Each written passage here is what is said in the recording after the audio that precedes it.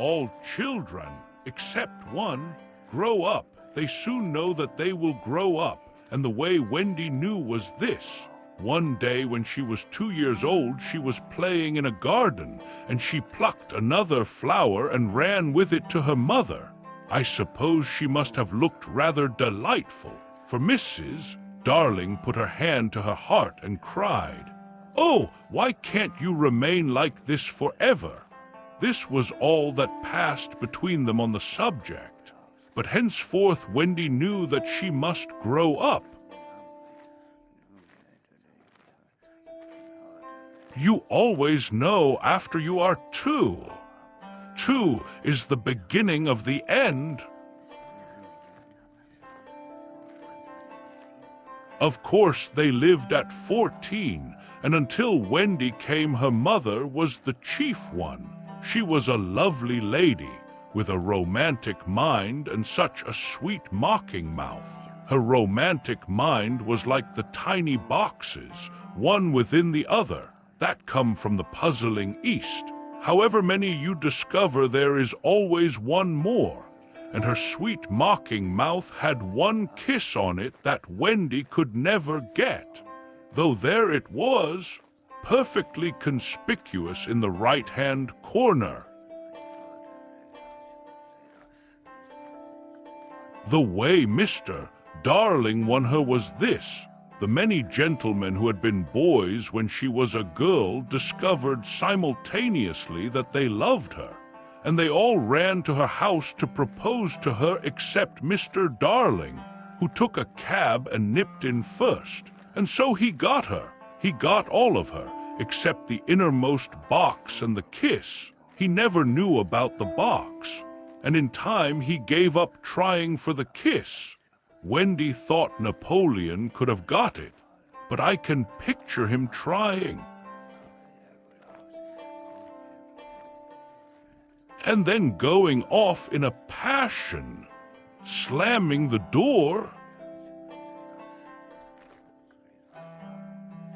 Mr. Darling used to boast to Wendy that her mother not only loved him but respected him.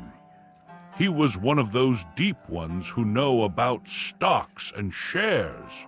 Of course, no one really knows, but he quite seemed to know. And he often said stocks were up and shares were down in a way that would have made any woman respect him. Mrs. Darling was married in white, and at first she kept the books perfectly, almost gleefully, as if it were a game, not so much as a Brussels sprout was missing, but by and by whole cauliflowers dropped out, and instead of them there were pictures of babies without faces. She drew them when she should have been totting up. They were Mrs. Darling's guesses. Wendy came first, then John, then Michael. For a week or two after Wendy came, it was doubtful whether they would be able to keep her. As she was another mouth to feed, Mr. Darling was frightfully proud of her, but he was very honorable, and he sat on the edge of Mrs. Darling's bed, holding her hand and calculating expenses, while she looked at him imploringly.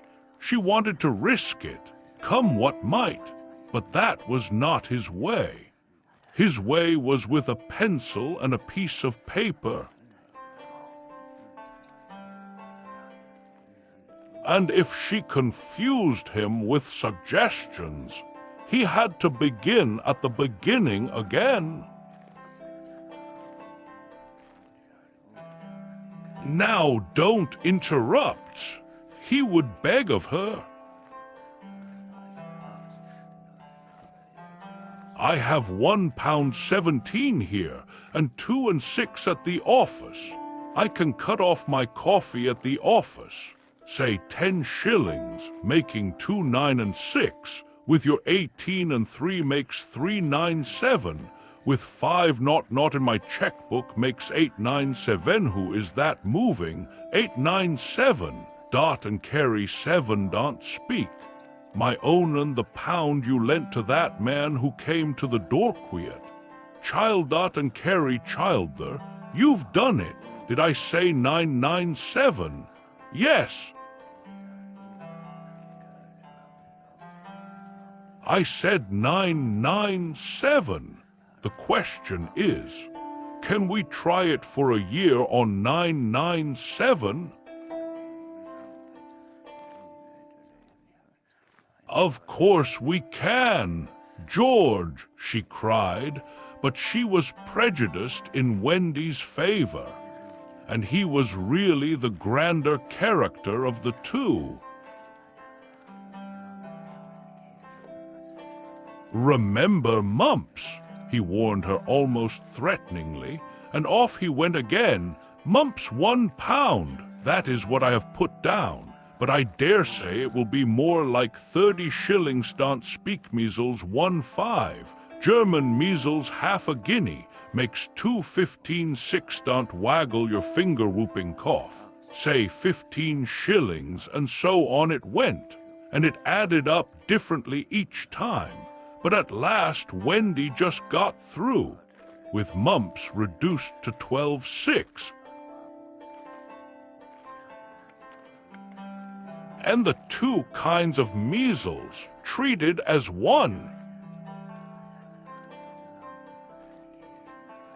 There was the same excitement over John, and Michael had even a narrower squeak, but both were kept.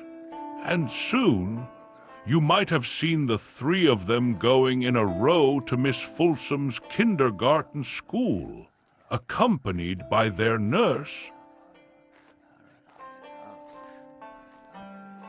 Mrs. Darling loved to have everything just so, and Mr. Darling had a passion for being exactly like his neighbors. So, of course, they had a nurse, as they were poor, owing to the amount of milk the children drank. This nurse was a prim Newfoundland dog called Nana, who had belonged to no one in particular until the Darlings engaged her. She had always thought children important, however, and the Darlings had become acquainted with her in Kensington Gardens, where she spent most of her spare time peeping into perambulators, and was much hated by careless nursemaids, whom she followed to their homes and complained of to their mistresses. She proved to be quite a treasure of a nurse. How thorough she was at bath time, and up at any moment of the night if one of her charges made the slightest cry. Of course her kennel was in the nursery. She had a genius for knowing when a cough is a thing to have no patience with, and when it needs stocking around your throat. She believed to her last day in old-fashioned remedies like rhubarb leaf, and made sounds of contempt over all this newfangled talk about germs, and so on. It was a lesson in propriety to see her escorting the children to school, walking sedately by their side when they were well behaved, and butting them back into line if they strayed. On John's footer days, she never once forgot his sweater, and she usually carried an umbrella in her mouth in case of rain. There is a room in the basement of Miss Folsom's school where the nurses wait. They sat on forms, while Nana lay on the floor, but that was the only difference. They affected to ignore her as of an inferior social status to themselves, and she despised their light talk. She resented visits to the nursery from Mrs. Darling's friends, but if they did come, she first whipped off Michael's pinafore and put him into the one with blue braiding, and smoothed out Wendy and made a dash at John's hair. No nursery could possibly have been conducted more correctly, and Mr. Darling knew it. Yet he sometimes wondered uneasily whether the neighbors talked. He had his position in the city to consider. Nana also troubled him in another way. He had sometimes a feeling that she did not admire him. "I know she admires you tremendously, George," Mrs. Darling would assure him, and then she would sign to the children to be specially nice to father. Lovely dances followed, in which the only other servant, Lisa, was sometimes allowed to join. Such a midget she looked in her long skirt and maid's cap, though she had sworn, when engaged, that she would never see 10 again. The gaiety of those romps, and gayest of all was Mrs. Darling, who would pirouette so wildly that all you could see of her was the kiss. And then if you had dashed at her, you might have got it. There never was a simpler, happier family until the coming of Peter Pan. Mrs. Darling first heard of Peter when she was tidying up her children's minds. It is the nightly custom of every good mother after her children are asleep to rummage in their minds and put things straight for next morning, repacking into their proper places the many articles that have wandered during the day. If you could keep awake, but of course you can't, you would see your own mother doing this, and you would find it very interesting to watch her. It is quite like tidying up drawers. You would see her on her knees, I expect, lingering humorously over some of your contents, wondering where on earth you had picked this thing up, making discoveries sweet and not so sweet, pressing this to her cheek as if it were as nice as a kitten, and hurriedly stowing that out of sight. When you wake in the morning, the naughtiness and evil passions with which you went to bed have been folded up small and placed at the bottom of your mind and on the top, beautifully aired. Are spread out your prettier thoughts, ready for you to put on. I don't know whether you have ever seen a map of a person's mind. Doctors sometimes draw maps of other parts of you, and your own map can become intensely interesting. But catch them trying to draw a map of a child's mind, which is not only confused, but keeps going round all the time. There are zigzag lines on it, just like your temperature on a card. And these are probably roads in the island, for the Neverland is always more or less an island. With astonishing splashes of color here and there, and coral reefs and rakish-looking craft in the offing, and savages and lonely lairs, and gnomes who are mostly tailors, and caves through which a river runs, and princes with 6 elder brothers, and a hut fast going to decay, and one very small old lady with a hooked nose. It would be an easy map if that were all. But there is also first day at school, religion, fathers, the round pond, needlework, murders, hangings, verbs that take the dative, chocolate pudding day, getting into braces, say 99, 3 pence for pulling out your tooth yourself, and so on, and either these are part of the island or they are another map showing through, and it is all rather confusing. especially as nothing will stand still.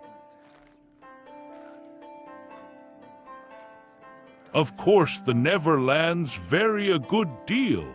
John's, for instance, had a lagoon with flamingos flying over it at which John was shooting, while Michael, who was very small, had a flamingo with lagoons flying over it.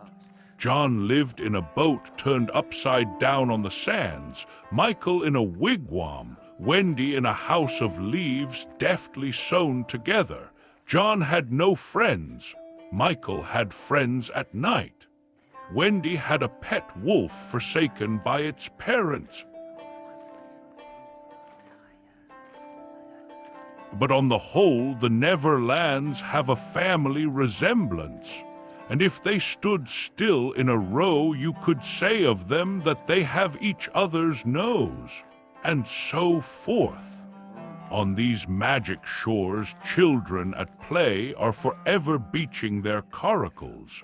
We too have been there. We can still hear the sound of the surf, though we shall land no more. Of all delectable islands, the Neverland is the snuggest and most compact, not large and sprawly, you know, with tedious distances between one adventure and another, but nicely crammed when you play at it by day with the chairs and tablecloth. It is not in the least alarming, but in the 2 minutes before you go to sleep, it becomes very real. That is why there are night lights. Occasionally, in her travels through her children's minds, Mrs. Darling found things she could not understand.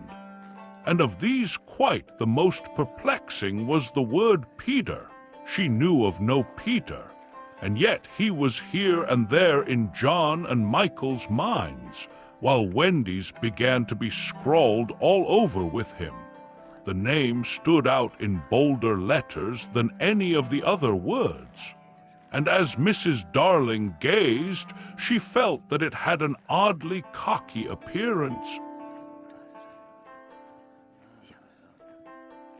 Yes, he is rather cocky, Wendy admitted with regret.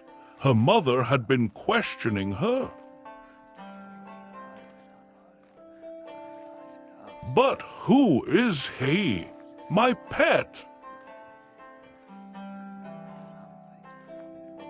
He is Peter Pan, you know, Mother. At first, Mrs. Darling did not know, but after thinking back into her childhood, she just remembered a Peter Pan who was said to live with the fairies. There were odd stories about him, as that when children died, he went part of the way with them, so that they should not be frightened. She had believed in him at the time, but now that she was married and full of sense, she quite doubted whether there was any such person. Besides, she said to Wendy, he would be grown up by this time.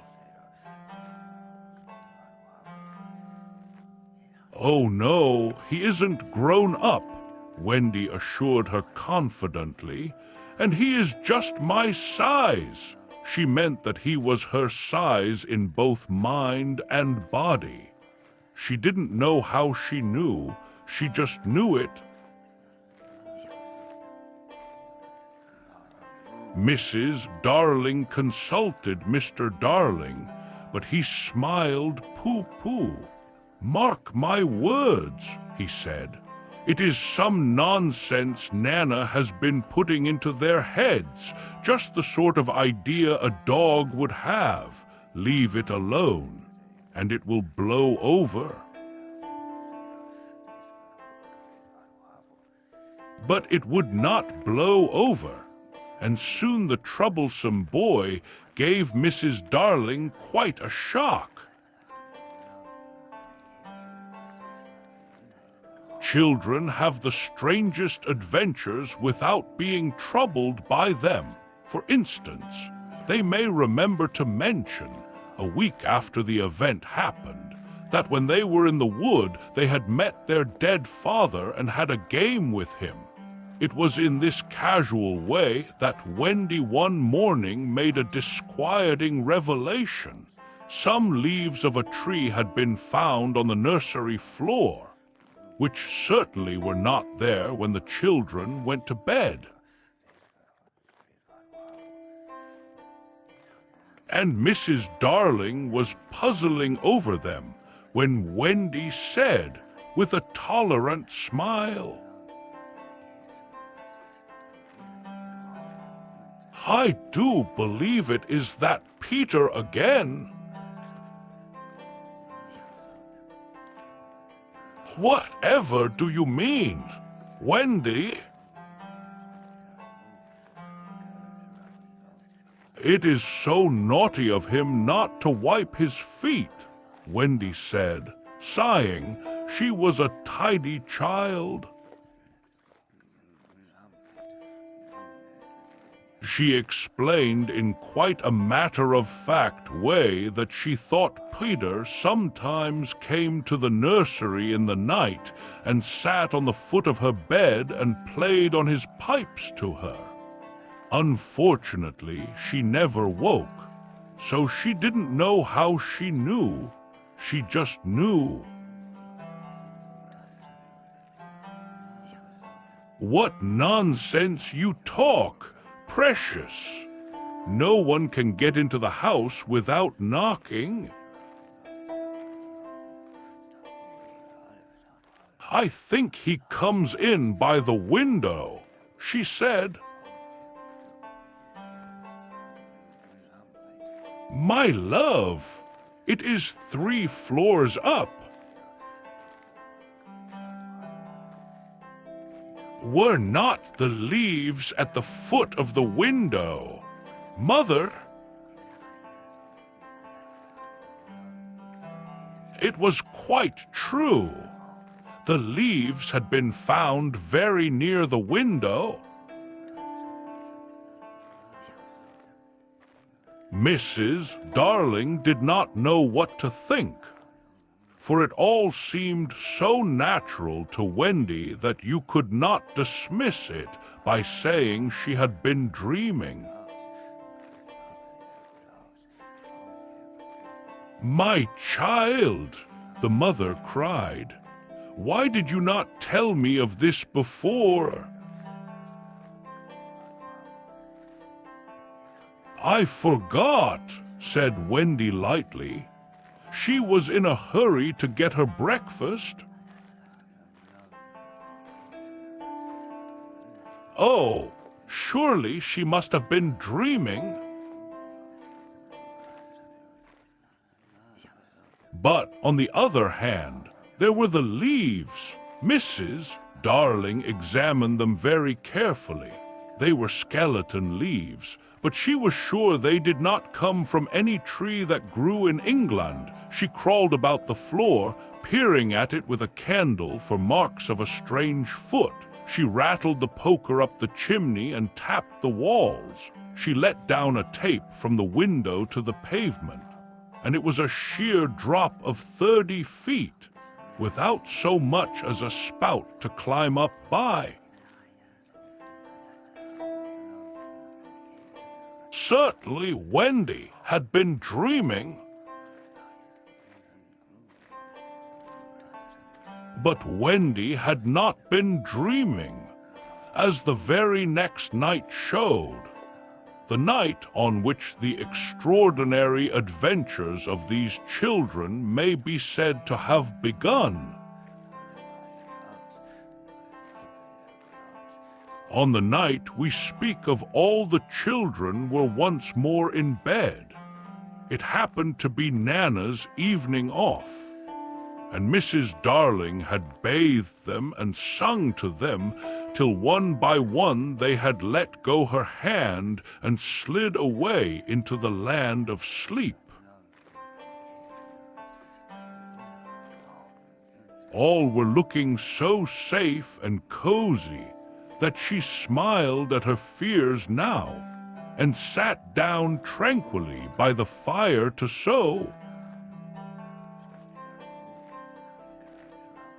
It was something for Michael, who on his birthday was getting into shirts. The fire was warm, however, and the nursery dimly lit by 3 night lights, and presently the sewing lay on Mrs. Darling's lap. Then her head nodded, oh, so gracefully. She was asleep. Look at the 4 of them. Wendy and Michael over there, John here, and Mrs. Darling by the fire. There should have been a 4th night light. While she slept, she had a dream. She dreamt that the Neverland had come too near and that a strange boy had broken through from it. He did not alarm her, for she thought she had seen him before in the faces of many women who have no children. Perhaps he is to be found in the faces of some mothers also. But in her dream, he had rent the film that obscures the Neverland, and she saw Wendy and John and Michael peeping through the gap. The dream by itself would have been a trifle, but while she was dreaming, the window of the nursery blew open, and a boy did drop on the floor. He was accompanied by a strange light, no bigger than your fist, which darted about the room like a living thing, and I think it must have been this light that wakened Mrs. Darling. She started up with a cry and saw the boy, and somehow she knew at once that he was Peter Pan. If you or I or Wendy had been there, we should have seen that he was very like Mrs. Darling's kiss. He was a lovely boy, clad in skeleton leaves and the juices that ooze out of trees, but the most entrancing thing about him was that he had all his first teeth. When he saw she was a grown-up, he gnashed the little pearls at her